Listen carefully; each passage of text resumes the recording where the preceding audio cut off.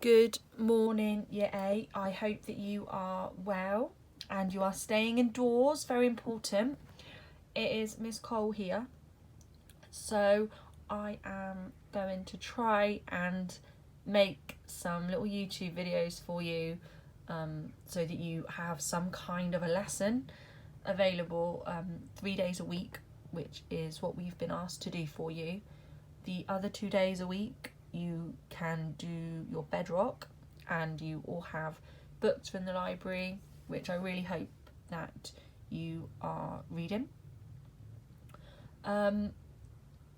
So I am gonna talk you through each chapter and guide you through the lesson, which will hopefully help, especially those of you who find it quite difficult to read by yourself and concentrate by yourself. And hopefully actually will help all of you understand the novel fully. They're going to be really low quality, guys. I am not a YouTuber, but I'll try my best just to make sure that every day you have got a lesson. So what we're going to do today, you need your copy of Animal Farm in front of you if you have it. If you weren't in school at the end to get one, it's okay. I'm gonna put the words up on the screen for you to see, so you'll be able to kind of follow along. It's not ideal and it's not perfect, but it's better than nothing if you don't have a copy of the book.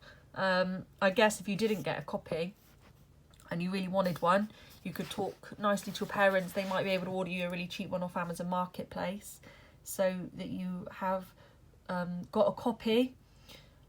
But hopefully most of you have one and it won't be necessary.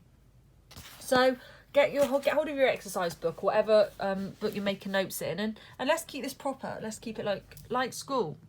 So put your title, Animal Farm Chapter 1. As with everything, I'm going to say the good thing with a YouTube clip, which you can't do in class, is you can pause me. So by all means, pause it if you need to get notes down. So, well, sorry as well. I am a bit ill. So I'm going to get these videos done as quickly as possible in case it gets worse. So, yeah, title, Animal Farm, Chapter 1. And I've gone for tomorrow's date, Tuesday the 24th of March, because I anticipate that's when most of you will open this, because I've already given you some communication for today to sort of start reading by yourself. And what I'd like you to do in your exercise books, you don't need to get these notes down yet. I'm going to talk you through these gradually. But do you see how my page is laid out? I've got 3 columns. You've got key vocab. You've got characters and what's happening in the key quotes. So if you lay out your page like mine, get your ruler, you can sort of see how much space you'll need. You're going to need a full page, I would imagine, for most of you. I think my handwriting is quite a normal size. So lay out your page, and then we will start reading. Like I say, pause if you need a couple of moments to do that. So, Chapter 1, Animal Farm. Mr. Jones of the Manor Farm had locked the hen houses for the night, but was too drunk to remember to shut the potholes. Okay, so a hen house, that's where hens live. You might have seen one before, okay?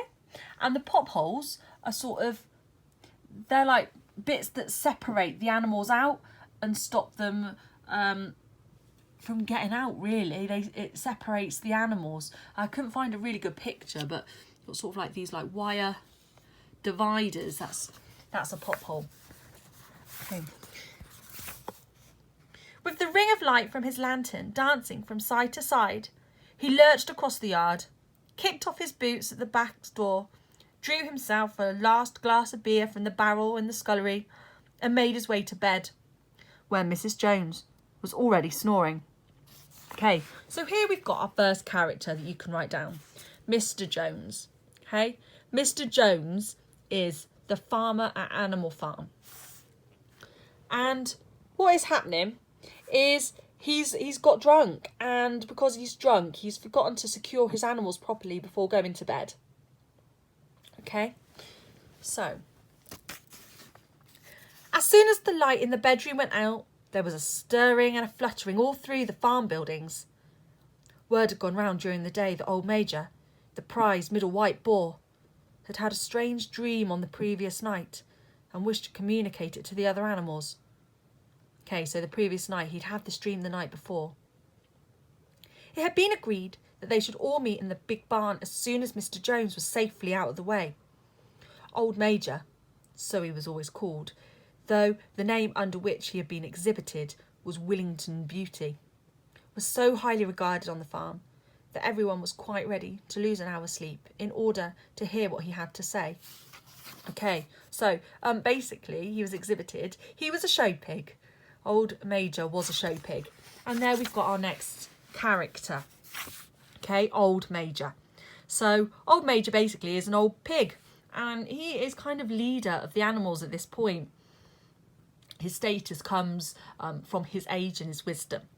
And he used to be a show pig, but now he is in retirement. Okay, so that is our next character, Old Major.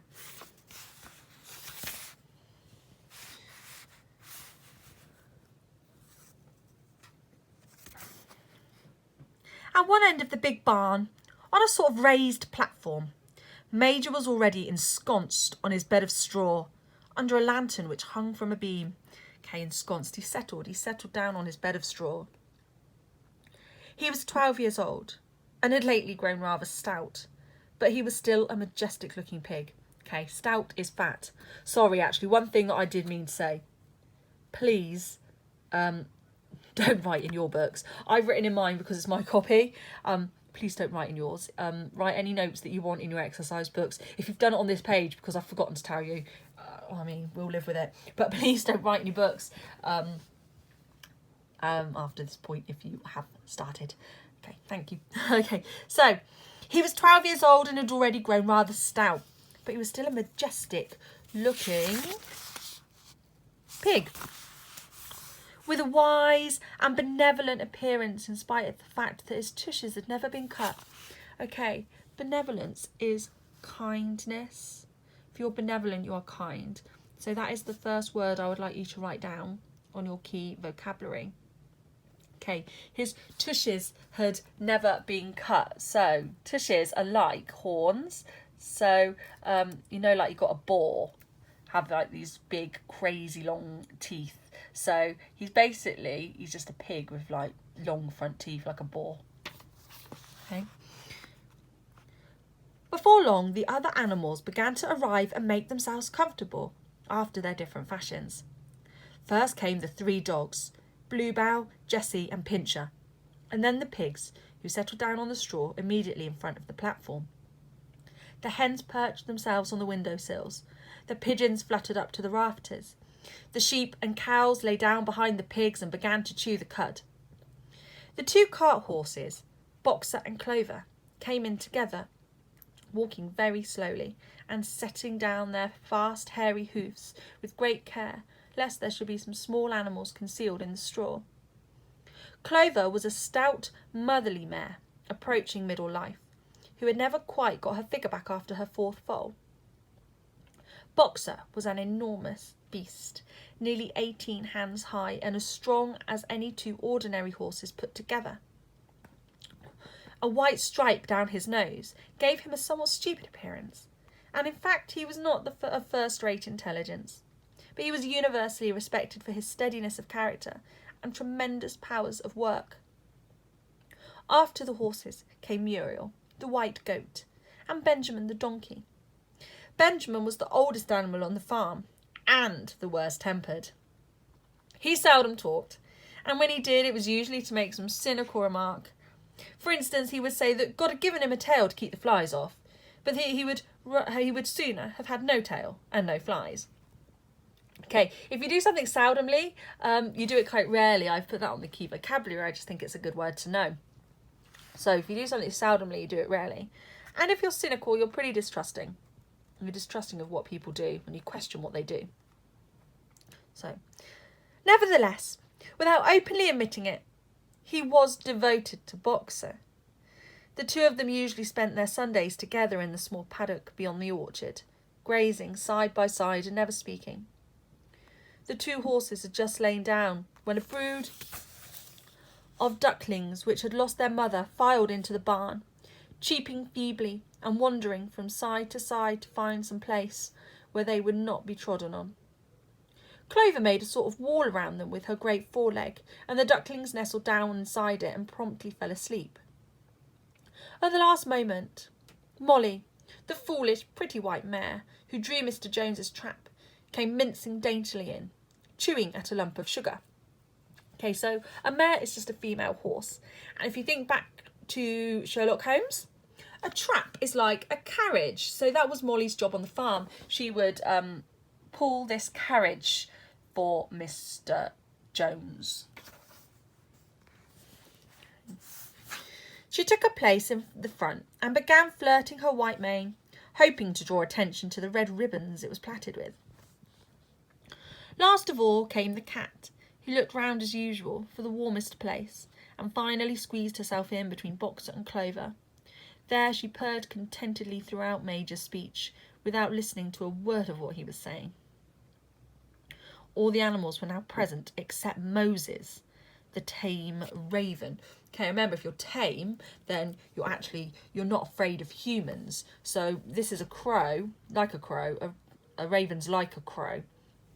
He's a raven, a bird that isn't afraid of humans. He will actually go directly up to Farmer Jones. And yeah, raven, it just looks like that. It's just essentially a crow. It's like a big black crow. Okay. When Major saw that they'd all made themselves comfortable and were waiting attentively, he cleared his throat and began. So, we have now been introduced to several characters. So, you had Bluebell, Jessie and Pincher. They were the dogs. Boxer and Clover were the cart horses.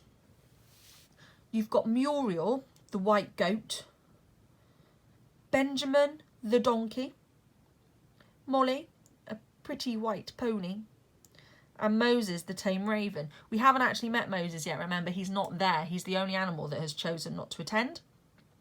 But we've heard mention of him. We know who he is.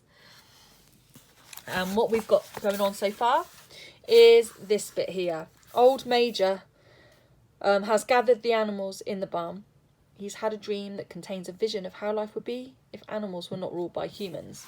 So that is why he has gathered the animals. He's had this dream. And now we're going to find out what his vision is. Comrades. Comrades, really important words. Comrades. So write that down in your key vocabulary. Comrades is often used in military situations, the word. Your comrade is a teammate or somebody working alongside you. Okay, so yeah, a comrade, somebody working alongside you.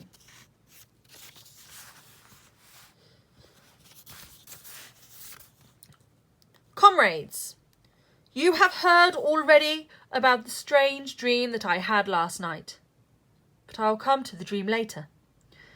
I have something else to say first. I do not think, comrades, that I shall be with you for many months longer, and before I die, I feel it my duty to pass on such wisdom as I have acquired. I have had a long life, and I have had much time for thought as I lay alone in my stall. And I think I may say that I understand the nature of life on this earth as well as any animal now living.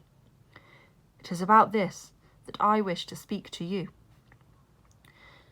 Now, comrades, what is the nature of this life of ours? Let us face it. Our lives are miserable, laborious and short. We are born. We are given just so much food as will keep the breath in our bodies. Okay, laborious is hard work. So their lives are miserable, hard work and short. So I put laborious on your keywords as well. A good one to try and learn. Laborious, hard work. So I'm going to reread that bit. Now, comrades, what is the nature of this life of ours? Let us face it. Our lives are miserable, laborious and short. We are born. We are given just so much food as will keep the breath in our bodies. And those of us who are capable of it are forced to work to the last atom of our strength. And the very instant that our usefulness has come to an end, we are slaughtered with hideous cruelty. No animal in England knows the meaning of happiness or leisure after he is a year old. No animal in England is free. The life of an animal is misery and slavery. That is the plain truth. But is this simply part of the order of nature? Is it because this land of ours is so poor that it cannot afford a decent life to those who dwell upon it? No, comrades. 1,000 times no. The soil of England is fertile. Its climate is good. It is capable of affording food in abundance to an enormously greater number of animals than now inhabit it. Okay, so there's lots of food. They can make lots of food on the farm. This single farm of ours would support 12 horses, 20 cows, hundreds of sheep, and all of them living in a comfort and a dignity that are now almost beyond our imagining. Why then do we continue in this miserable condition? Because nearly the whole of the produce of our labour is stolen from us by human beings. There, comrades, is the answer to all our problems. It is summed up in a single word: man. Man is the only real enemy we have. Remove man from the scene and the root cause of hunger and overwork is abolished forever. Man is the only creature that consumes without producing. He does not give milk. He does not lay eggs. He is too weak to pull the plough. He cannot run fast enough to catch rabbits. Yet he is lord of all the animals. He sets them to work. He gives back to them the bare minimum that will prevent them from starving, and the rest he keeps for himself. Our labour tills the soil. Our dung fertilises it. And yet there is not one of us that owns more than his bare skin. You cows that I see before me, how many thousands of gallons of milk have you given during this last year? And what's happened to that milk which should have been breeding up sturdy calves? Every drop of it has gone down the throats of your enemies. And you hens, how many eggs have you laid in this last year? And how many of those eggs ever hatched into chickens? The rest have all gone to market to bring in money for Jones and his men. And you, Clover, where are those 4 foals you bore, who should have been the support and pleasure of your old age? Each was sold at a year old. You will never see one of them again. In return for your 4 confinements and all your labour in the fields, what have you ever had except your bare rations and a stall? And even this miserable life we lead, we are not allowed to reach their natural span. For myself, I do not grumble, for I am one of the lucky ones. I am 12 years old and have had over 400 children. Such is the natural life of a pig. But no animal escapes the cruel knife in the end. You young porkers who are sitting in front of me, every one of you will scream your lives out at the block within a year. The butcher's block. To that horror, we all must come. Cows, pigs, hens, sheep, everyone. Even the horses and the dogs have no better fate. You, boxer, the very day that those great muscles of yours lose their power, Jones will sow you to the knacker, who will cut your throat and boil you down for the foxhounds. Okay, the knacker would kill unwanted animals and generally turn their flesh into either pet food or glue. As for the dogs, when they grow old and Toothless Jones ties a brick round their necks and drowns them in the nearest pond. Is it not crystal clear, then, comrades, that all the evils of this life of ours spring from the tyranny of human beings? Okay, tyranny is cruel leadership. Again, a really good word to jot down as a key word. Tyranny, cruel leadership. Only get rid of man and the produce of our labour would be our own. Almost overnight, we could become rich and free. What then must we do? Why, work night and day, body and soul, for the overthrow of the human race. That is my message to you, comrades. Rebellion.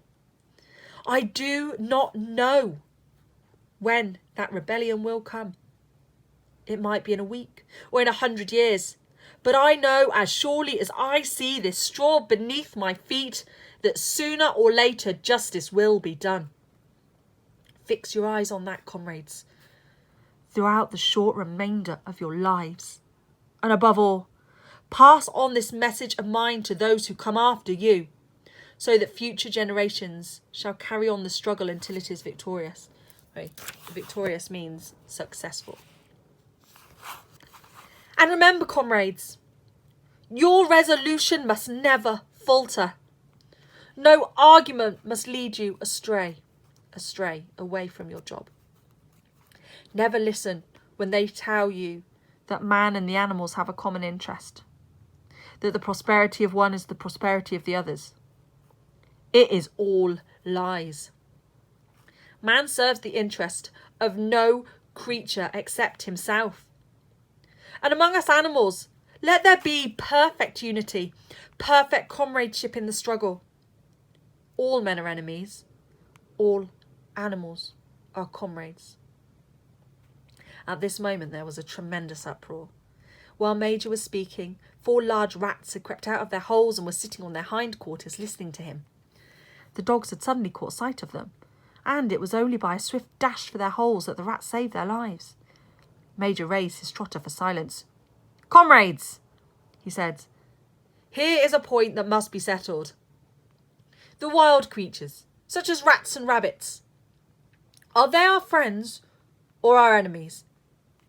Let us put it to the vote. I propose this question to the meeting. Are rats comrades?" The vote was taken at once, and it was agreed by an overwhelming majority that the rats were comrades. There are only 4 dissentients. Okay, a dissentient is someone who goes against the majority opinion. The 3 dogs and the cat, who was afterwards discovered to have voted on both sides. Major continued. "I have little more to say. I merely repeat, remember always your duty of enmity towards man and all his ways." Okay, enmity is hostility or anger. "Whatever goes upon 2 legs is an enemy. Whatever goes upon 4 legs or has wings is a friend. And remember also that in fighting against man, we must not come to resemble him. No animal must ever live in a house or sleep in a bed or wear clothes or drink alcohol or smoke tobacco or touch money or engage in trade. All the habits of men are evil. And above all, no animal must ever tyrannize over his own kind. Weak or strong, clever or simple, we are all brothers. No animal must ever kill any other animals. All animals are equal."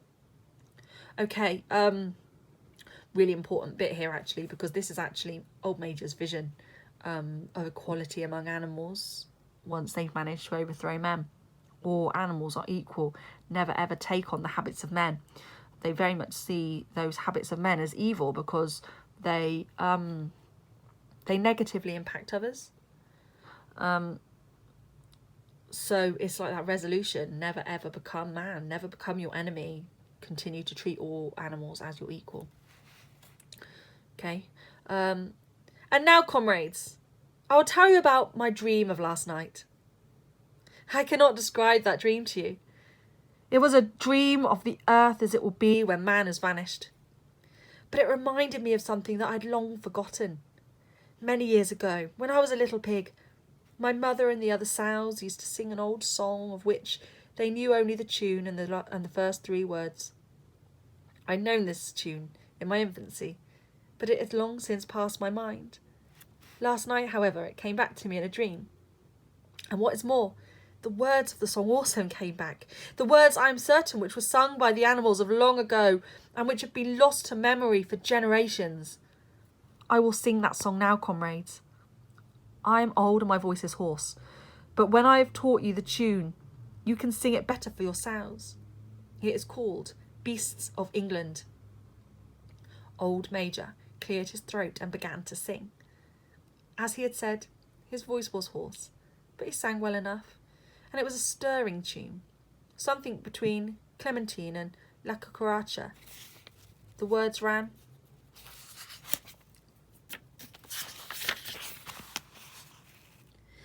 beasts of England, beasts of Ireland, beasts of every land and clime, hearken to my joyful tidings of the golden future time. Soon or late the day is coming, tyrant man shall be overthrown, and the fruitful fields of England shall be trod by beasts alone. Rings shall vanish from our noses, and the harness from our backs. Bit and spur shall rust forever, cruel whips no more shall crack. Rich is more than the mind can picture, wheat and barley, oats and hay, clover, beans and mangel wurzels shall be ours upon that day. Bright will shine the fields of England, purer shall its waters be, sweeter yet shall blow its breezes on the day that sets us free. For that day we all must labour, though we die before it break. Cows and horses, geese and turkeys, all must toil for freedom's sake. Beasts of England, beasts of Ireland, beasts of every land and clime, hearken well and spread my tidings of the golden future time. The singing of this song threw the animals into the wildest excitement. Almost before Major had reached the end, they'd begun singing it for themselves. Even the stupidest of them had already picked up the tune and a few of the words. And as for the clever ones, such as the pigs and dogs, they had the entire song by heart within a few minutes. And then, after a few preliminary tries, the whole farm burst out into Beasts of England in tremendous unison. The cows lowed it, the dogs whined it, the sheep bleated it, the horses whinnied it, the ducks quacked it. They were so delighted with the song that they sang it right through 5 times in succession, and might have continued singing it all night if they had not been interrupted. Unfortunately, the uproar awoke Mr. Jones, who sprang out of bed, making sure that there was a fox in the yard. He seized the gun which always stood in the corner of his bedroom and let fly a number 6 shot into the darkness. The pellets buried themselves in the wall of the barn, and the meeting broke up hurriedly. Everyone fled to his own sleeping place. The birds onto their perches, the animals settled down in the straw, and the whole farm was asleep in a moment. Okay, so the notes for the chapter. So the next thing you should have down. Old Major gives a speech to the other animals. That's what we've just heard. He wants a rebellion. A rebellion. That's a key word. A rebellion is to go against authority, to rebel. So he wants a rebellion against the human rule. He wants the animals to rise up and take over the farm for themselves, overthrowing human power. This is a revolution. A revolution. This is another key word, but I ran out of room, so I put the definition below.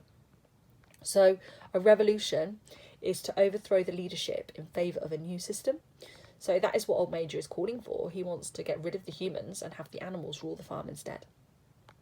Okay, and in order to convince the animals that this is the right thing to do, he reminds them of all the awful things that humans do to them.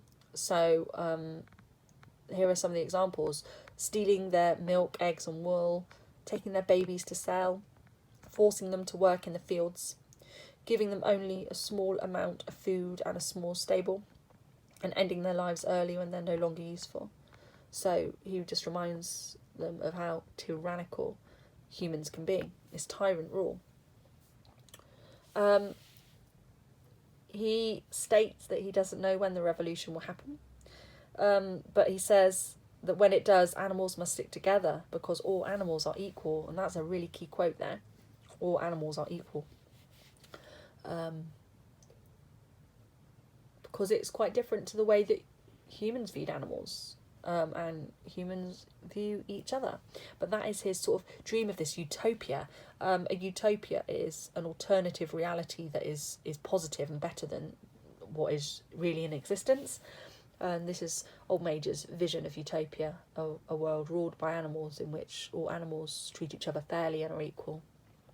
Okay, and finally, he unites the animals in singing Beasts of England, and that sort of becomes their mantra, that song. Okay, so that's pretty much it from me and the notes. There are a few more things that I think you could do today. So the first thing is take the quiz. Do the quiz in your book.